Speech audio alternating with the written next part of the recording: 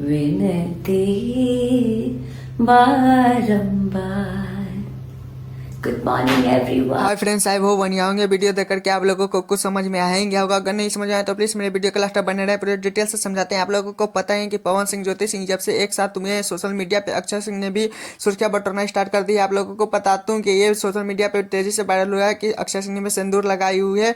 उसके कारण बता रही है, अक्षय सिंह ने बताया कि पवन सिंह का मैं भी पति मानता हूँ क्योंकि उनके साथ मेरा भी संबंध था। और उसके बाद ही क्या बोल सकते हैं, सुर्खियों में आ गई है अक्षय सिंह और तरह तरह के इल्जाम पवन सिंह पे लग रहा है। और जिम जाते हुए ये वीडियो सोशल मीडिया पे बहुत ज़्यादा तेजी से वायरल हो रहा है। ज्योति सिंह ने भी सही बोली थी कि मेरा पवन सिंह से रिश्ता तोड़वाने का अक्षय सिंह का ही हाथ है। अक्षय सिंह ने भी बहुत कुछ किया है। लेकिन ये सुर्खियों में देख सकते हैं, जिम वाले वीडियो है।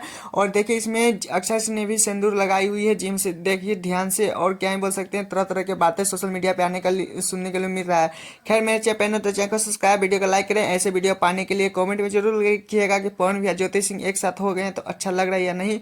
और टाटा बाय बाय।